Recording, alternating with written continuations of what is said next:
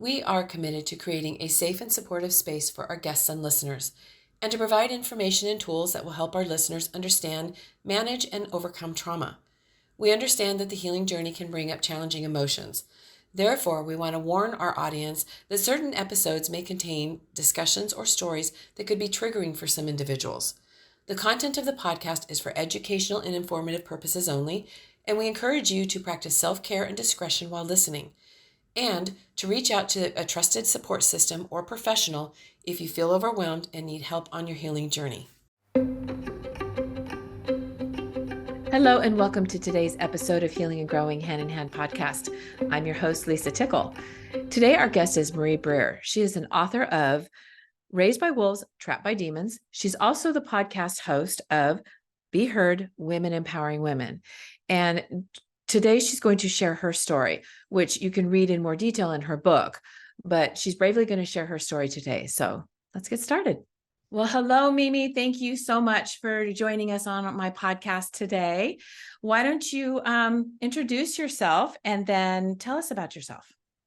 Okay. Well, my author name is Mimi Tallow, and I say that up front because I'm in the process of rebranding my podcast, all of my websites, etc. And all my books have been written under my maiden name, which is Tallow. And I wrote my memoir in 2021, and it totally came as a result of 2020 and the pandemic, and like all of us, but I have an immune disorder and other things wrong. My husband has Parkinson's. So we found ourselves totally in for 2020. We did not leave the house. And I found myself being irritable and mean towards him. And I was diagnosed with chronic depression a long time ago and an anxiety disorder. And I right away knew, I said, Marie, it's depression. It's depression. So I got help for that. And I got a therapist on Zoom. And she's the one that suggested that I start writing every day as a relief. So I would do that. And I found myself getting into it, So the name of my book is Raised by Wolves, Trapped by Demons. The wolves were my parents, the demons were my men in my life. So that's how it all started for me. That was the beginning. Okay, so I did listen to I did get a chance to listen to part of the beginning of your story. Growing up, it's pretty horrific. So why don't you share with us? Okay. Yeah, I will. You don't know it's horrific when you're living it. True. You know it's awful. You know it. You don't like it. I don't think you really realize how bad it was. And I know when I went to therapy several times, but the one time I had gone family of origin therapy, it was called. And I said, I don't think I was abused as a child. And then, I told them some things and they went, oh, yes, you were. My brother and I were less than a year apart. And I was 5, he was 4. My mother was having her 3rd child. And even though she was from a big family with a lot of sisters, the story was that they had no one to look after us while she had the baby. And in those days, little boys stayed in the hospital a few days, etc. So my father took my brother and I to an orphanage.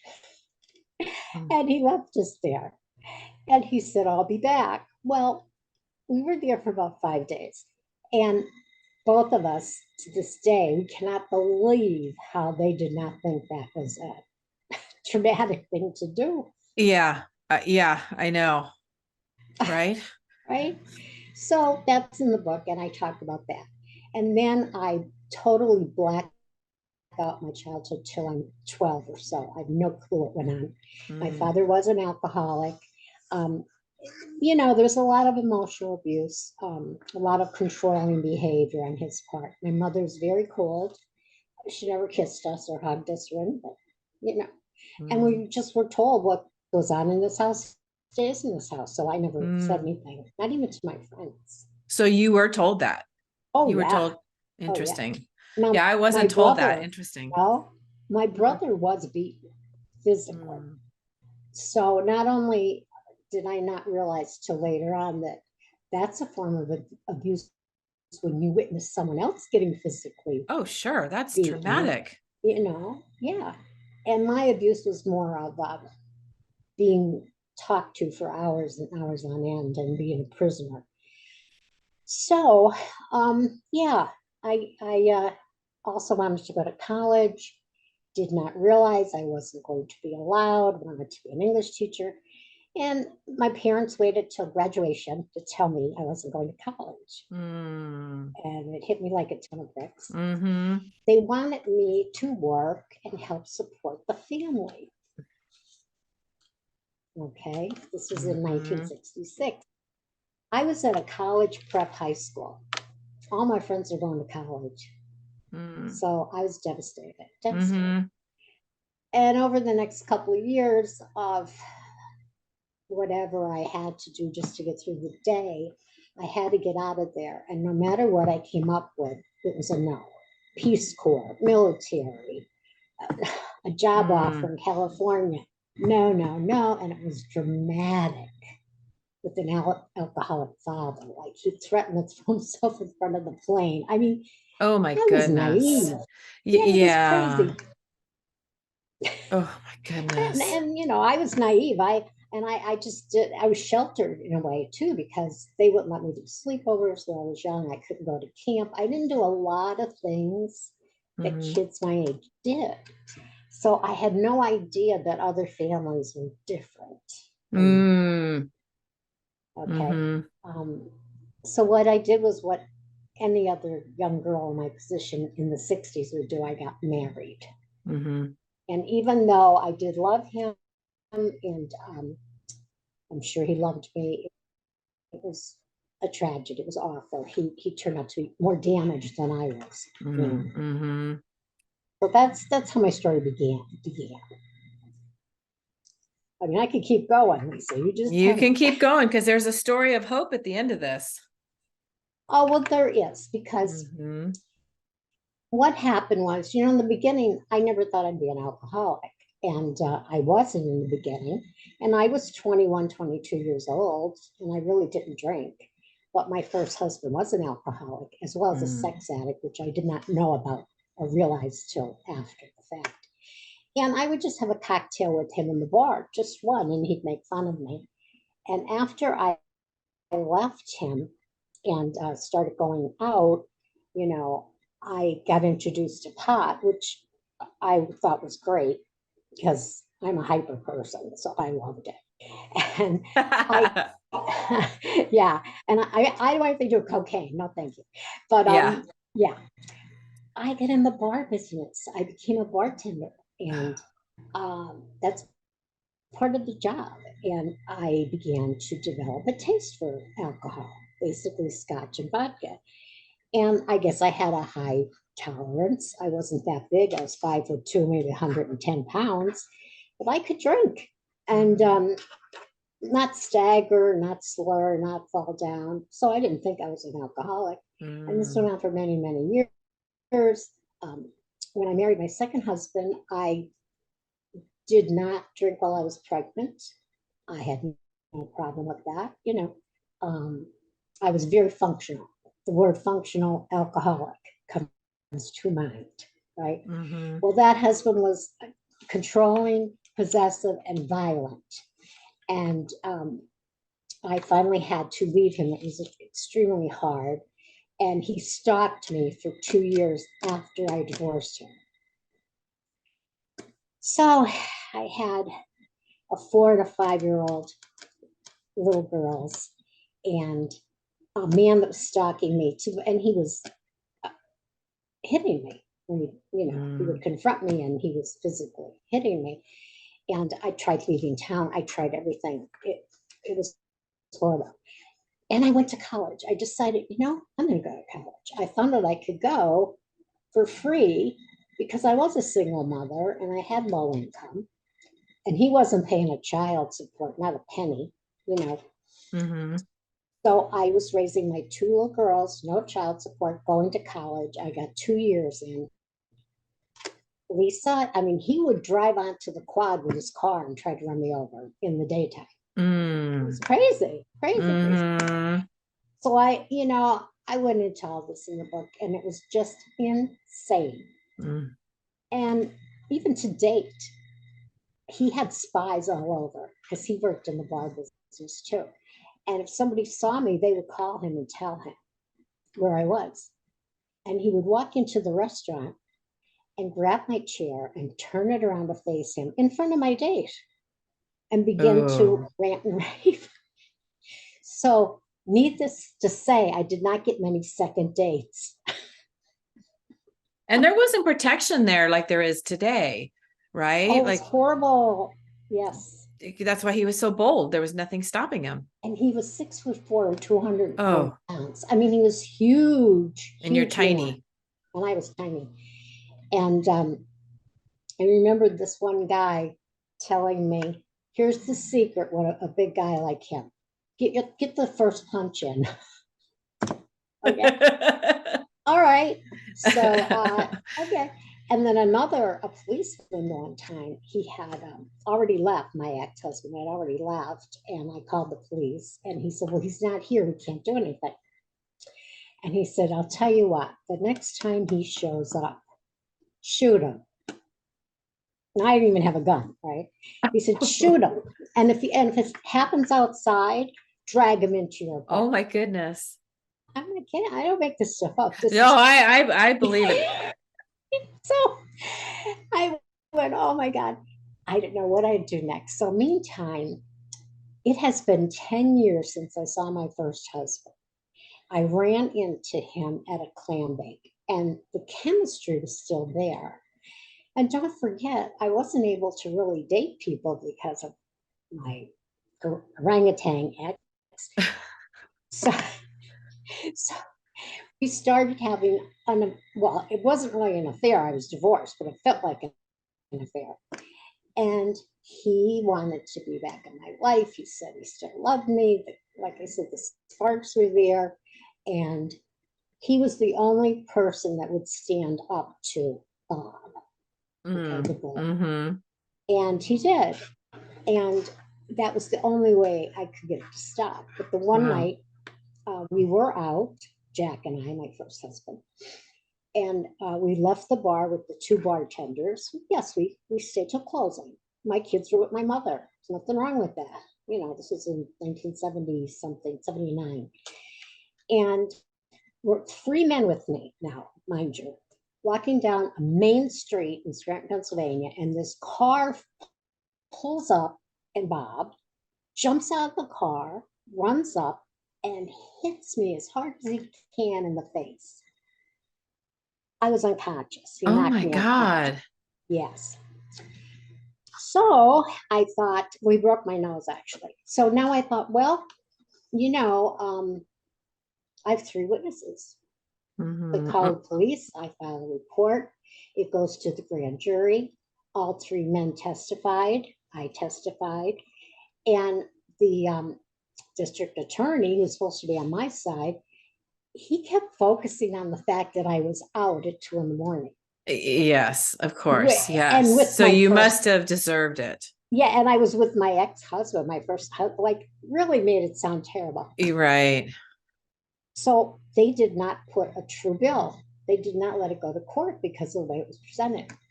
I left there. I went right to the district attorney's office. And I said, I don't know if he paid you or if he's friends with you, but I'm going to let you know I'm leaving now to buy a gun. I'm going right now to buy a gun for protection. And he said, you shouldn't be telling me this. I said, well, I am telling you because that's all I have left. Yeah, you aren't protecting me. No. And I did go buy a gun. I did buy a gun. I don't blame you. I would have done the same thing. I mean, and there were women in Scranton at the time. One woman ran through a bar in the front door and out the back. Nobody tried to help her with the ex running after her. And he stabbed her to death in front of everybody. And I'm reading these things in the newspaper. Mm-hmm. And I have these two little girls I'm trying to raise. Mm-hmm. I had to quit college. It was too much. I got 2 years in, but I was proud of that. And he just wouldn't leave me alone. So now I'm with the other guy. And I'll tell you what, Lisa, there's a saying, a leopard doesn't change his spots. Mm-hmm. And Yeah. I thought, oh, it's 10 years. I'm sure he's better. Why? I thought that. I wanted to think that. So, of course, he's back in my life. We're living together. I had an opportunity to buy a bar of my own, which I was very good at that Wow. position and job. Yeah, I was very good. Personality talker, the whole thing. And I had a business degree. So, yeah, so we get this bar. Well, what happened there was I'd be there in the daytime while the kids were at school, and I would make lots of money and I would deal with the vendors and everything else. And then for the evening shift, I ended up remarrying him, like a Liz Taylor moment.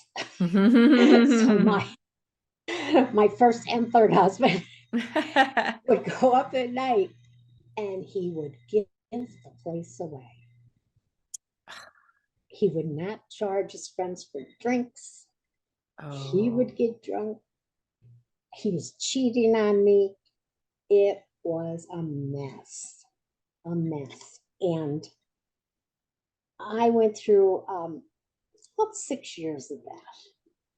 And we had some very dramatic confrontations. Me finding him with other women, a lot of things that are in the book. And when I finally decided I had enough, I had this moment, that dark midnight of the soul, where I said, Marie, you can't, and I call myself Marie because that's my given name.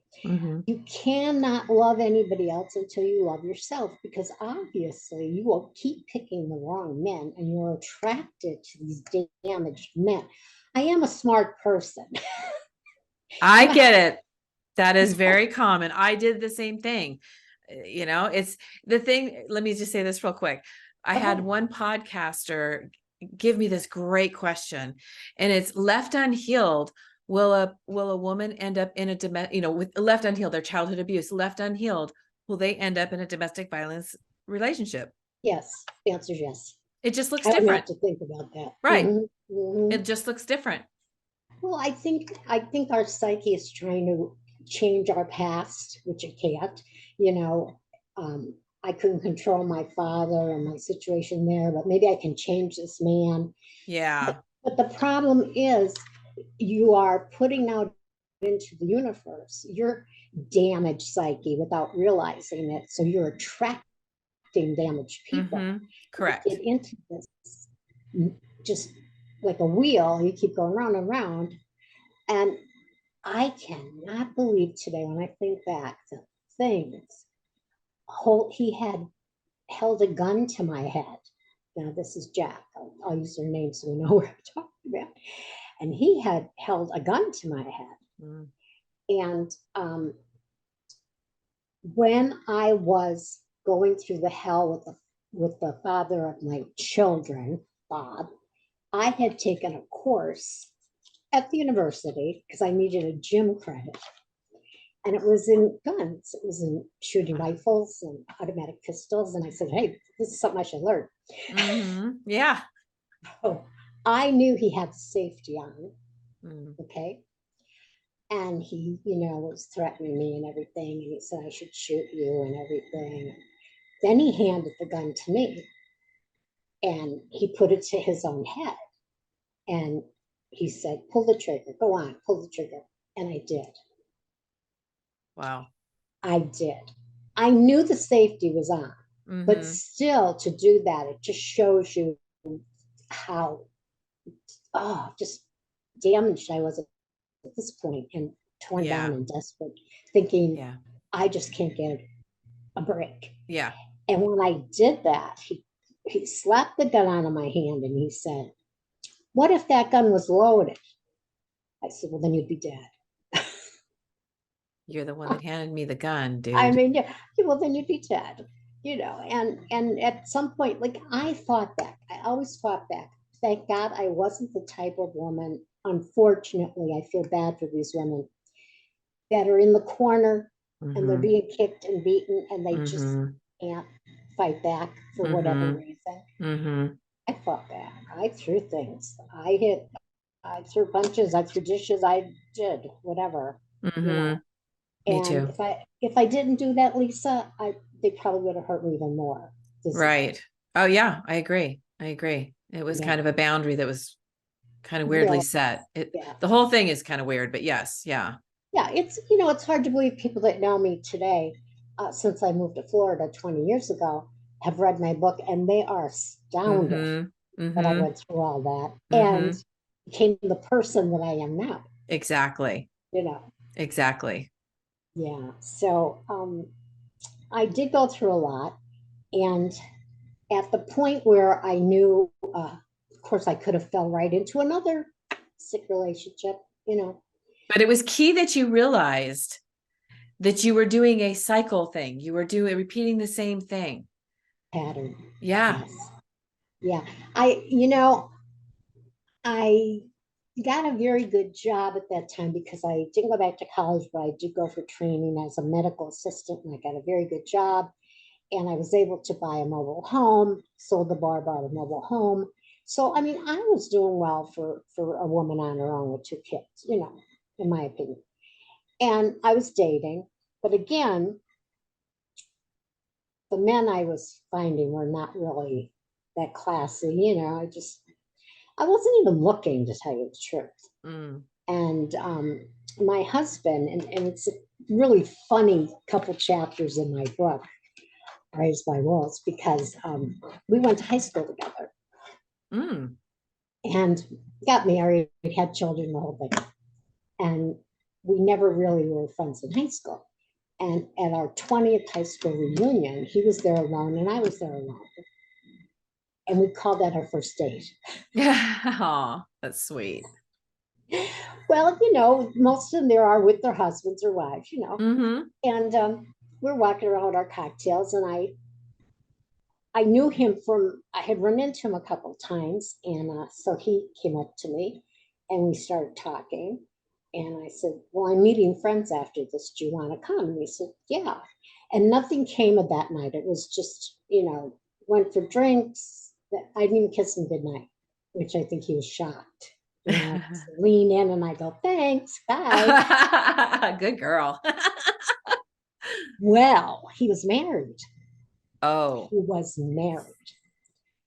So we began a friendship. He was a school teacher, but he also tended bar. And I would go into the bar that he worked at and talk to him like a friend for a long time. And he would go after me and flirt with me and want to go out with me. And I'd say, no, you're married. No, you're married. I'm not doing that. That's one thing I had never done in my life.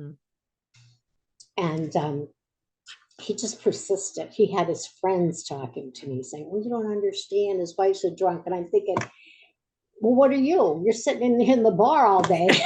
Yeah, exactly. He's a drunk that stays home. She's a home drinking. Yeah. See, that's funny. I'll tell you, this is kind of funny, but it's also true. Where I'm from, Scranton, Pennsylvania, it was coal mining town, and the miners got in the habit after work of going right to the corner bars to wash the coal dust out of their throat. That's what they said. So they'd go and down a couple of beers before they went home. So we have a very big population there of people that grew up with this. And in Scranton, they say there's only 2 places you are in Scranton. You're either in a bar or in an AA meeting. There's no in between. That's funny. Oh my gosh. It is. It's also true. It's sort of true. And yeah, so I tell you this because, again, there's this theme all through the story of working in a bar and owning bars and different things. And what my present husband, Jerry, what he finally did was he talked me into a platonic friendship. That's how we got around the married thing. We'll go for dinner once a week and we'll just be platonic. I went, okay. So we start doing that, Now this is months, this is he wearing me down for months. And sure enough, it's not going to stay platonic. He was handsome and there was a lot of things we believed in common. We had shared types of thinking. And after a few months of that, I went, oh, shoot, I'm falling for him and he's married. I'm not doing this. I had finally found myself as a person, identified who I was, and I wasn't going to give that away again. So he picked me up. I was driving. He picked me up and we took my car. I was driving. And we went to this like lovers lookout place. People go parking, everything. And we pull up there and I broke up with him. I said, I can't see you anymore. And he said, why? I said, because I'm falling in love with you and you're married and I don't do that. He was so distraught. He was so upset. He was crying. He got out of the car. We started walking back to town. Oh, wow. I'm driving down the street saying, get in the car. Get in the car. He wouldn't. So then the next morning he calls me and he says, will you meet me for coffee? I said, okay. So I go to the diner to meet him for coffee. I get out of my car. He gets out of his car. We're in the parking lot of the diner. He comes up to me, grabs me by the shoulders, pushes me up against the car and says, no, and says, will you marry me? And I said, well, you'll have to get divorced first. Little detail. But it's humorous when you think about it, right? Yeah. So I never felt like a homebreaker. I wasn't a homewrecker. This was just something. Sometimes people are in a bad marriage, but there's children involved. And my husband, Jerry, was a devout, what we call them CIA, Catholic Irish alcoholics. And he was. So we talked about it, and I had already gone through the annulment process because my first marriage was in the Catholic Church. So I knew how to do it and everything. And we talked about different things. And he had 2 kids, a boy and a girl. And his youngest was 13. My youngest was 14. And my older daughter was she was 15. And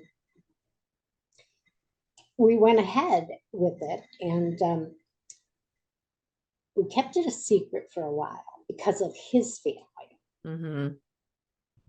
They were very dyed-in-the-wool, staunch Catholics, Irish Catholics. They would rather, die in a marriage than get divorced. It was like nobody in his family had ever been divorced. Wow. Oh, and he's going to be the first one?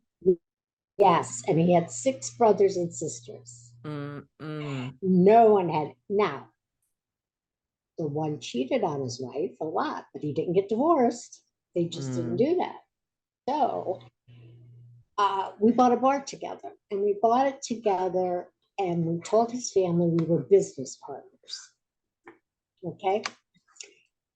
And so crazy. We didn't have it 6 months, and there was a fire, and it was an apartment building / bar restaurant, and it was a major fire. And the Red Cross put us up. And in the shock of the moment and everything, my husband just told his family, well, Marie and I are in a hotel room the Red Cross gave us. And they went, together in a hotel room, cat out of the bag? Yeah. Oops. Well, it's okay, but it was that again in the book goes through a lot of the pain he went through. And a lot of stuff we went through during the rebuilding of that, And now we're talking too about blended families and teenagers. Oh, yeah. To compound it more. And we're drinking drinking. And we are not considering ourselves alcoholic. We are functional. So we're, Mm-hmm. where we grew up, there's nothing wrong with drinking. So mix all this cocktail together, excuse the pun. Mm-hmm. And we rebuilt the bar, and his 13-year-old daughter was daddy's girl. And she was having problems with the mother, and the mother called, and I said, I'll come up with Jerry, we'll talk. And she had a boyfriend at the time. So we go up, and they're talking, and I said, let her come live with us. I have 2 girls. It'll be fine. So Oh boy. I take this 13-year-old girl that probably does resent me like hell, of course, Mm-hmm. in her mind. Mm-hmm. We took her away, her father away from her mother. And we proceed to go through the next couple of years, not too long, about 2 years. It was bad. It was Mm-hmm. really bad. My youngest daughter told Jerry her life would be much better if he would die. No mincing words. I guess. And his Wow. daughter told me I was a bitch. Mm. So we got through it. And then I pulled this real magic trick and decide I need to get sober. What made you think that? Well, Because remember you said you weren't an alcoholic. exactly. So now Never you're thought using I the was. term, I need to get sober. Right. Well, I didn't say it then. I didn't Oh, okay. say it that way then. Okay. I needed to go to the spa because I had a friend that was a good customer. He was a doctor. And he'd have me send cocktails over to him. His business was across the street during the day while he was practicing. Oh, wow. Oh, gosh. But everybody else did drugs. So every once in a while he would go away to this place, So I smashed the car, and I was feeling very depressed the last few weeks. And then I go and smash my car, and I go into his office, his medical office. I said, I need to speak to Bob. So I go in there and I tell him. He said, I'll take care of it. I said, I think I need to go to that place you go to. I just need to get myself together and stop drinking for a while. Well, by that night, I was checked into a rehab. And wow, they had to medically detox me, Lisa. Medically. Oh my goodness. Oh yeah, I was drinking almost a fifth of alcohol a day. Oh my goodness. So you were drinking in the morning Oh, well, I would drink when I opened the bar, I'd say 11, 12 o'clock. So noon, because I was dazed. And then when I was on my shift, I'd sit at the bar and drink afterwards. Mm-hmm. And then when I start feeling tired, I would go upstairs and to our apartment and go to bed. Well, I remember I would wake up and I wouldn't want to kill myself, but I didn't want to face another day. Mm-hmm. And when I went to Marlton, they had to medically detox me. The first couple of days, I'm in a fog. Mm-hmm. And then when I came out of it, and they gave me what's called the Big Book. That's the Alcoholics Anonymous book. And I started to read it, and I was like, oh my God, I wish I read this book like 20 years ago. Mm-hmm. It identified so many things for me, So they also diagnosed me with chronic depression and anxiety disorder and said, you were self-medicating all these years. Mm-hmm. I would drink and it would dull my feelings. So then, okay, I'm not anxious anymore, so it works. Right. But it was also depressing at the same time. Right. Yep. That's what alcohol does. Yes. So I found that out, and Jerry came to visit me after he could. I had to be there like 5 days or something. And he said, honey, I gave up drinking for you. I looked at him and I said, well, I think you have to do more than that. And he said, what do you mean? I said, I think I have to sell the bar. And he was like, what did they do to you in 5 days? And he didn't get it. I said, well, I can't, I've been told I can no longer be in the bar. I can't be in the bar. And I live right upstairs. And so he went home, and we used to be able to walk in. I could glance at the people at the bar and then go up the steps to our apartment. So he built a wall. So I wasn't able to see the people anymore. That was a solution. You're still going through the bar. I know. And I'm still in a damaged man, but he was a good man. He was a good man, and he was capable of change. So, long story short, I stayed sober. I have 32 years. Congratulations. Yeah, 32 years. And we're together 34 years. So I conquered the man thing. Yeah. Dial that in. That addiction. Yeah. I get that. Yeah. But he had his own path, and he did not drink, but he did not think he was an alcoholic. And, he went through that for many years. But he also has gone 32 years without a drink. So nice. So he really did quit when he said he was going to quit. He did quit for me. Yeah. But that's not the right reason. You have to quit for yourself. Right. But yeah, so it's interesting. I will say this. I don't want to talk forever, but this guy that Bob, that would just terrify me all the time, and it was so terrible. When I would get someone, like with Jack, when I went back with him, and he had to leave me alone because Jack would stand up for me. I was with Jack for 6 years the second time. When I broke up with Jack, the phone rang, and it was Bob. 6 years. And he said, oh, I heard you're single again. This guy really thinks like, oh, that's how obsessed he was. That's scary. Where is Bob today? He's still alive. He's huge. He's had a couple of heart attacks. He lives in the same town as his children, my 2 girls. I have 4 grandchildren and a great-grandson. And he just did not bother with them at all until he had a heart attack a few years ago. And then he asked my daughter to take him in.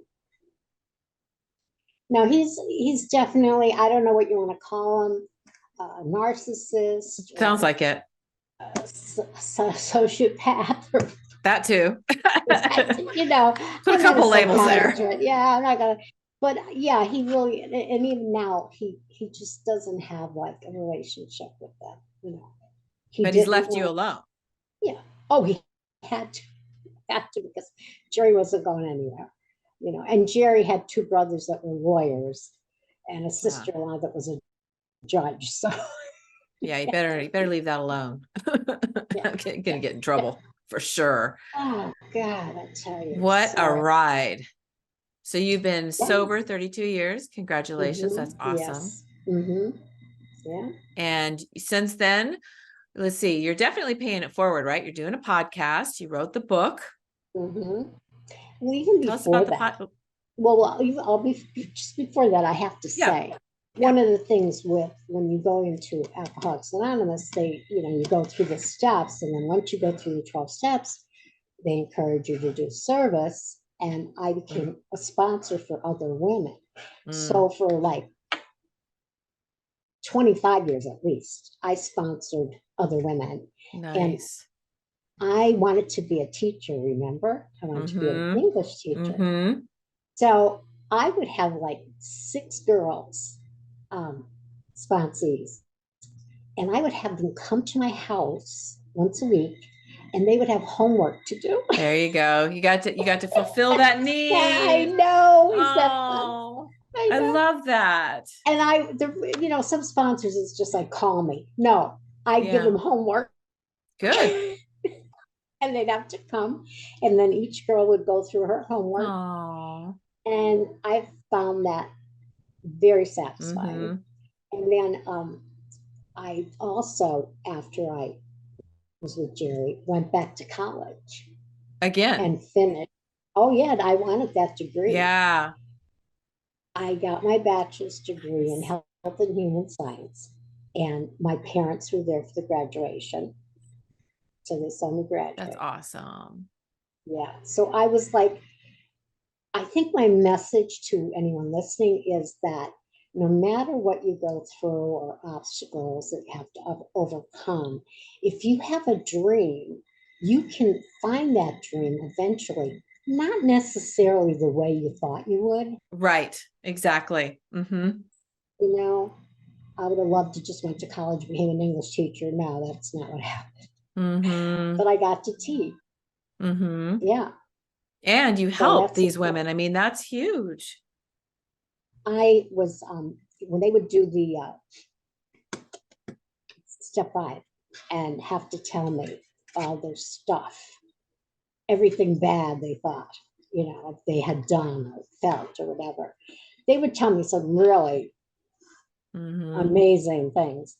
And some of them were just whatever. And I have this capacity to just never judge anybody. I still don't judge people.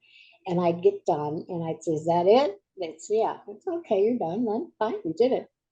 And they'd be surprised, like I was going to shun them or something, you know. Because that's what they're used to. That's why they were an alcoholic. That's what they're used to, that response. Part of it, yeah. You know, you gave them a safe place to be real. I still have people that are in touch with me that I sponsored that have 20, 25 years of sobriety, which warms my heart, you know. Yeah. I could write a book just on that, you know. I'm sure. Yeah. 25 years that you were mentoring. Ooh. Yes. Yeah. And I only stopped because I got ill myself, major illnesses, you know, so I had to cut back on that. Yeah. But it's very rewarding to still hear from them. Yeah. Oh, definitely. Yeah, that would be definitely. Yeah. Wow. So let me ask you this question. What do you think was the key to your healing? I could tell when you probably began to heal from the story, but what do you think the key was? The key to actually healing. Well, first I had to have awareness something was wrong. Then I had to do something about it, which I did. And then I had to keep going. So after I stopped drinking, I was in counseling for 9 years. I was in counseling solo one-on-one. I was in group counseling. When I was 5 years sober, I fell into a depression. And I told my husband I had to go away. And I went to California inpatient for 3 weeks because I had developed an eating disorder. Because sometimes when you put down, I won't say sometimes, whenever you put down an addiction, you can pick up another one. Sure. Yep. Yeah. Until you heal what's really going on. You get to the root of that cause. Yeah. And then a year, let's see, 5 years. And then another year went by. So it was like 6 years sober. And I got depressed again. And I went to the Caring Foundation, has a program for family of origin matters. That was amazing. It's only a week and they only take 6 people. And they only take 6 people because they do role play. So one of the other patients was my father. You know, one of the other patients was me as a young girl. And it was awesome. So here I had 3 inpatient experiences, 9 years of counseling, all right? And I would say the healing was taking place, but it didn't happen all at once, is what I'm getting at. And then, you know, we had a lot of experiences in our life. I had a son-in-law that OD'd on drugs, and really sad. My 4-year-old grandson was with him at the time, so it's very traumatic for the whole family. But the healing for me is ongoing.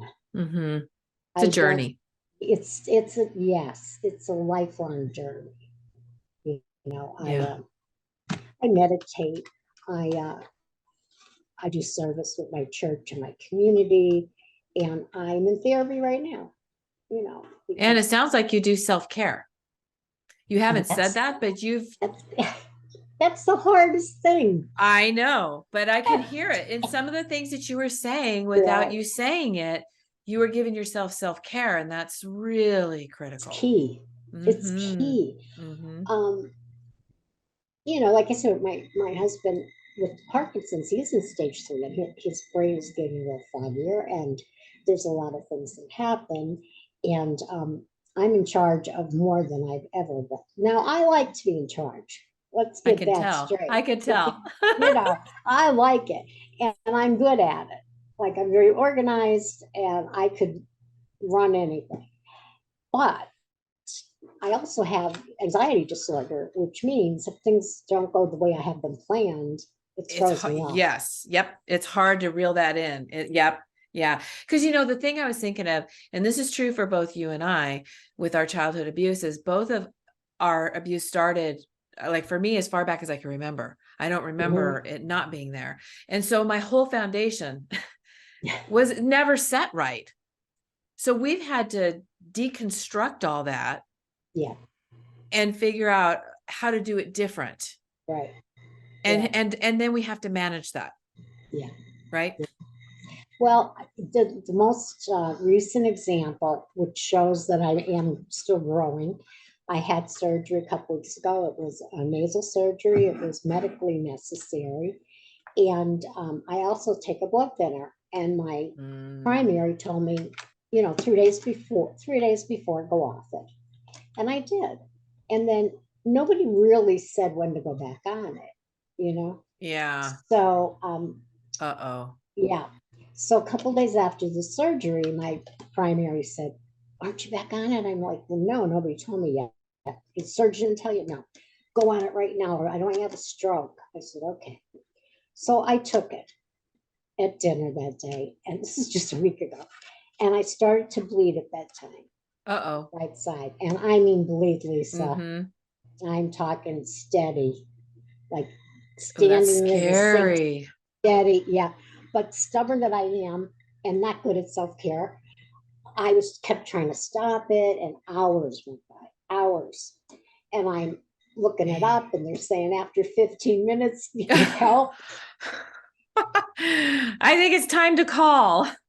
So I wake my husband up, and I said, and now to tell him to do something is a big thing, So I said, I called an ambulance, get up, get dressed.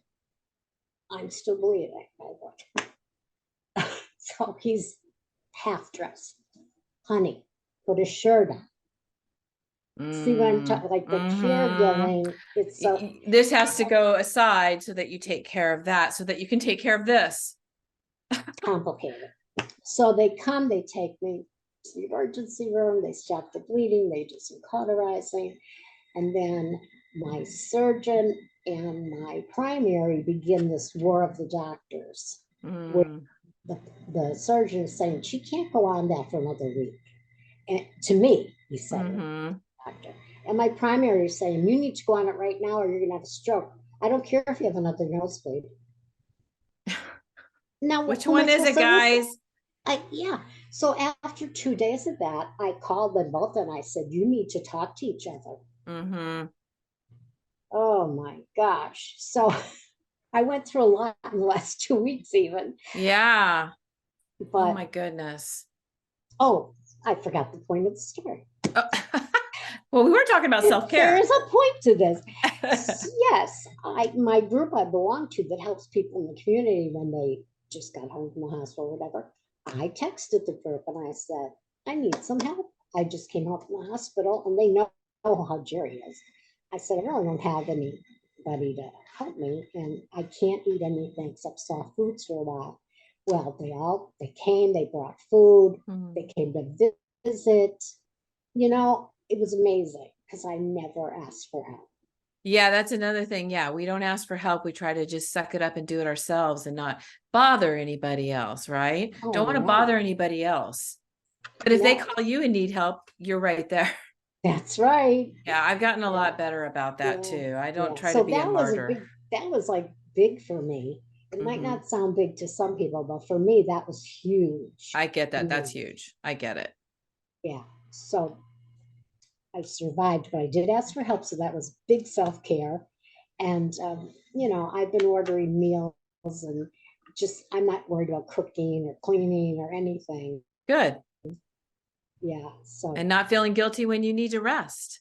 yes, exactly. That's a big thing. See, that's a step, because for me, first I wouldn't rest, but then I would rest and I'd feel guilty. But now I'm to the point where I'm going to rest and I don't feel guilty. Not at all. No, I know what you mean. I have a cleaning woman that comes every 2 weeks. I cannot be in the house when she's here because I feel like I should be cleaning along with her. Well, I do some cleaning before mine comes. A lot of people tell me that. Yeah. I pick up everything. I just want to make sure it's easy for her to, wipe everything down. That's the thought, I think. Yeah, I tidy up, get everything out of the way. Yeah. Make it super easy for her. Yeah, some things aren't going to change, but I'm getting better. So that's long-winded answer to your question. You can be on a healing journey, but to actually become to the point where you're like a Buddhist monk, you might not see that in this lifetime. Yeah, it is a journey. It can get to the point. Like, I do believe for me, there's been measures of healing. And what I mean by that is, like when I think about my abuse, like for years, it would, you'd relive it and it was traumatic and all those emotions and feelings and everything would come up and it would greatly affect me. And now when I think about it, and I can share the stories, it doesn't even, it's like I'm telling somebody else's story almost. It doesn't, that I know that like when I get done with these podcasts, I'm tired, right? Because it is a lot, but I don't have that effect on me anymore. But I do think about it, and when I do think about it, sometimes I think, oh, it's sad that I had that life, right? But I have healed from it. I have forgiven my brother for sure. Still working on the parents. I'm pretty far, but I'm still working on that abusive husband that yeah that I needed to get the gun. Yeah. So it is a process, but I think you can get to a point where you can heal to where it doesn't have that deep effect on you anymore, like it did, and it doesn't spiral you out, because that's what it would do for me. And I think one thing that we didn't touch on is triggers. Oh yeah. And so you can be doing the work and you could be healing and you could be a much better person in a much better place, but you can still get triggered. Absolutely. And the difference is what you do when you're triggered. Right. Exactly. I mean, recognizing that it's a trigger, because, and I shared this before, but I was triggered a couple of months ago, but it was the first time that I caught it from the very beginning and went through the whole entire process. And what it did is it was really empowering, because I realized I was being triggered because there was crazy stuff going on in my head that made no sense whatsoever. And just how I was feeling, and I was confused, and, and then the end result was I was going to do something that was going to self-sabotage myself. But I became aware of it, slowed myself down, and took that space between the trigger and my response. And I was able to very quickly process and realize, okay, you're being triggered. You want to do this thing. This thing's really destructive. What can you do different? And I shifted it, and it was so empowering. Now, it doesn't mean I catch every trigger, because, this one came out of the blue. I mean, they do. I didn't see it coming at all. They do. Yeah. I think what I'm learning to do, when I say learning, is pause. Yes. So I can be very reactionary, not as much as the way I used to be, but it's like, I can come back real quick. Me too. Whatever's thoughts. And I have to not do that. So I have to pause and just sit down and say, okay, why am I feeling this way? Why do I want to write this scathing email to this person? And, that helps. And then just take a couple of deep breaths and feel the feel. It's okay to feel the feeling. Yes. Yes. And when you say a trigger feels like, it's like all of a sudden it's just real intense emotion. Yeah. Usually with me, it's anger. Yeah. It's anger and you want to react. yeah, you right hurt away. me. You hurt me. Mm-hmm. You did something that's endangering me. Mm-hmm. And it could be words, it could be an action, whatever, it doesn't Right. matter. But of course, I have to heal that. My the first half of my life, people did hurt me Mm-hmm. physically Mm-hmm. and other ways. So, I have to not forget about that, but I have to reframe it. That's a great way to put it. Reframe it. Yep. Yeah. That's a great way to put it. Yeah. Because you're And not that, diminishing it. You're not forgetting it. no. And that was it. That's the past. I used to beat myself up and say, oh, why didn't I run away from home? Why didn't I I know the supposed do to. this?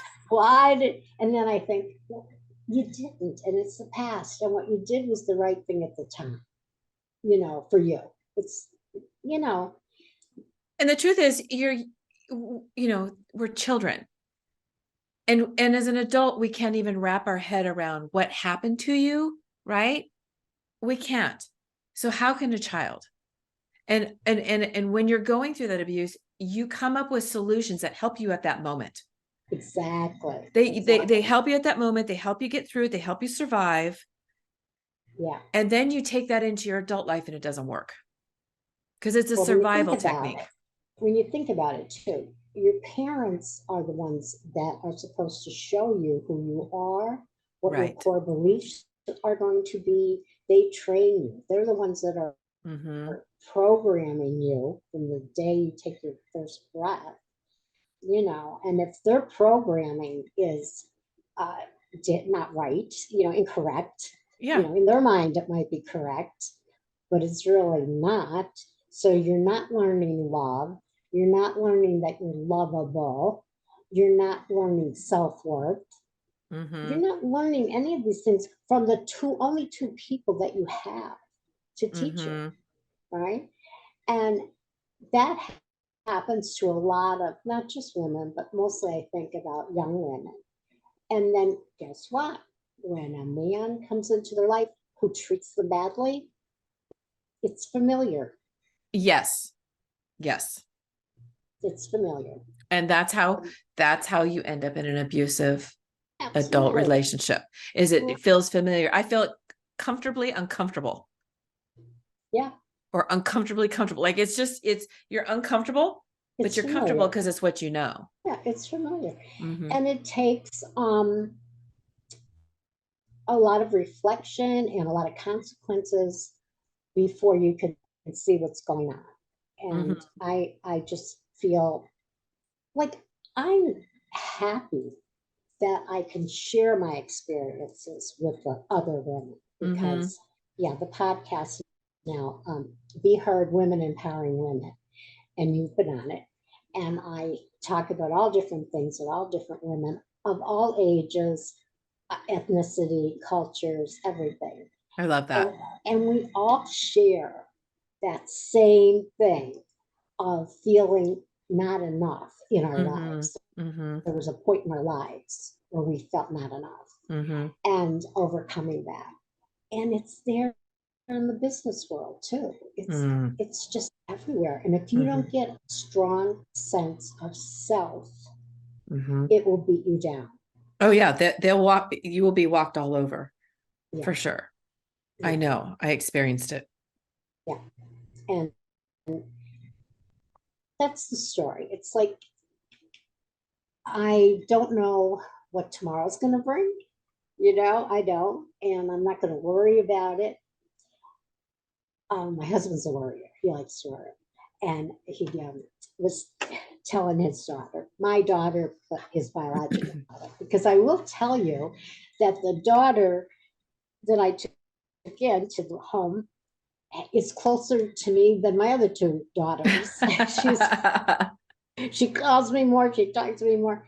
I think she deeply appreciates the care that I'm giving her father now that he has this disease. Oh yeah. Yeah. But she said to me, we were out to lunch, and I said, oh, your father's like so worried that if he dies before me that I won't be able to survive, financially. And she looked at me and she said, I don't worry about you. And I could have took that the wrong way, but I didn't. No, I was going to say, I get what she's saying. I know. And I do have like dark humor sometimes, like when I was making jokes, and I'm getting royalty checks on the books. And, the one month it might be $200, and the next month it might be 30, but I'm getting royalties, which writers don't unless they're famous. And so I'll say to my husband when he's, oh, you got a royalty check here in the bank. I go, well, see, by the time you die, my career will have taken off. And I'll have big checks coming in. I'll be a millionaire. You don't have to worry. I'm good. And if it doesn't, I survived on welfare with 2 children and put myself through college. So hello. I was going to say, your story earlier of you taking care of the 2 children and doing well, yeah, if you can make it through that, you are good now for sure. Yeah. Wow. Well, this has been great. This has been really interesting. I love the stories, and I love the stories of hope. It's clear that you are just in a really good place in your life, and you've really done a lot of healing, and you're definitely paying it forward, and that's wonderful. Yeah. And seriously though, and I don't do anything for the money. I do it for the mission. Okay. Because I'm going to be 75 years old in October. And I always said I wanted to live to be 100, which means I'm in the 3rd quarter, 4th quarter. And I want to leave my mark, which is to help women. And if they go to Amazon and they read a sample of Raised by Wolves, Trapped by Demons, and they get that book, I have not even touched the tip of the iceberg with our conversation about obstacles and things that I overcame and how my life is today.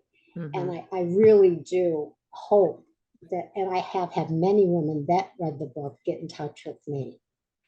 Real quick, I'll tell you, I had a book signing and this girl came up to me, woman, and she said, your book helped me forgive my mother. Yeah. Right there, to me, that's better than money. It was worth writing that book. Yeah. And I feel the same thing about the podcast.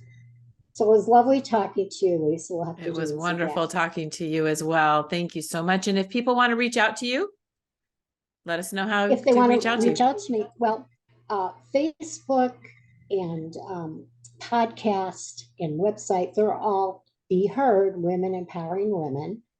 And if you go on Amazon or Audible and you look up my books, it's Raised by Wolves, Trapped by Demons. My second book was Unearthing My Irish Roots, which we could do another podcast just on that. And the third one was The Relentless Quest for Serenity. And I don't know if you know what Vela episodes are, but Kindle Unlimited, if you have a Kindle, they have these episodes that people can read 1 chapter at a time. So there's stories I write 1 chapter at a time. So basically, just go to Amazon and type in Mimi Tallow or one of the books, and it'll all come up. Nice. Excellent. And then tell us the name again of your podcast. Be Heard. Be Heard, Women Empowering Women.